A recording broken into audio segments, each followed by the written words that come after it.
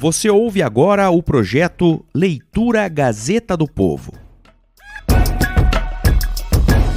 Informação clara, conteúdo aprofundado e uma experiência que te acompanha onde você estiver. Quando surgiram as primeiras forças policiais do mundo, reportagem de Tiago Cordeiro, publicada pela Gazeta do Povo em 31 de julho de 2020. A polícia é uma invenção tão antiga quanto a civilização. Desde que surgiram as primeiras cidades, com os moradores exercendo funções fixas, de sacerdotes a agricultores, passando por comerciantes e governantes, existem agentes ocupados em garantir que a lei seja aplicada. Na Grécia Antiga, por exemplo, a necessidade de garantir a ordem era considerada tão importante para a existência da vida em sociedade que a expressão polícia foi derivada do latim politia, que, por sua vez, era adaptada da palavra grega politeia, que faz referência aos conceitos de cidadania e administração civil. Mas as forças policiais uniformizadas, organizadas por hierarquia e com rotinas bem definidas, são uma invenção relativamente recente. Surgiram primeiro na França, em 1667, quando o rei Luís XIV decretou a criação de um escritório-geral de polícia para atuar especificamente na cidade de Paris, que naquele momento tinha cerca de 500 mil habitantes.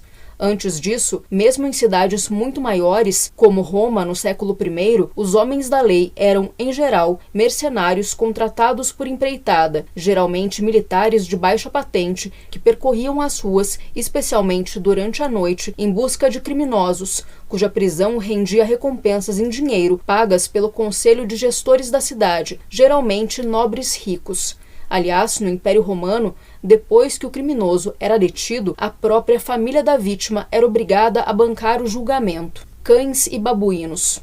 Em geral, os guardas de diferentes lugares eram submetidos a promotores públicos, ou, no caso da China do século III a.C., a prefeitos que geriam todos os aspectos da vida nas cidades, desde a contenção da violência até o abastecimento de água e alimentos. Em casos mais complexos, quando o criminoso não era identificado por testemunhas nem detido em flagrante, o gestor também fazia as vezes de detetive, uma figura que, na Babilônia de 2000 a.C., era exercida pelos pacudos, oficiais encarregados por investigar, deter e entregar à justiça. Função parecida existia na Índia do primeiro milênio antes de Cristo.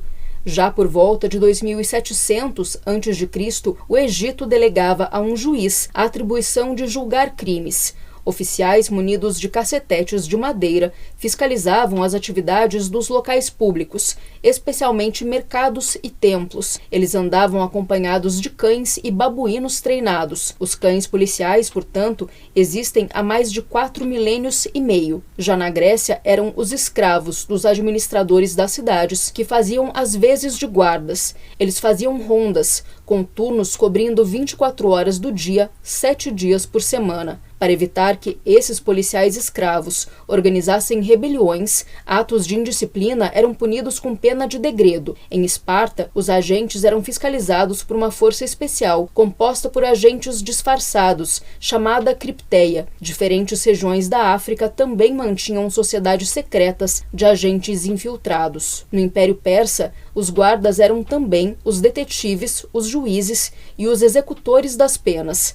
Na Israel dos tempos bíblicos, os juízes contratavam oficiais, que se dividiam na guarda de dia e de noite, especialmente dos templos.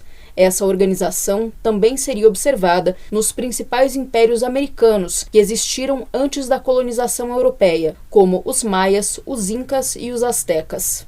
Treinamento específico. Em geral, em todos esses locais e essas épocas, as forças policiais estavam mais focadas no ambiente urbano. As áreas rurais e, principalmente, as estradas que as ligavam costumavam ser conhecidas como terras sem lei. Além disso, um criminoso que se mudasse de país teria grandes chances de recomeçar a vida sem ser incomodado.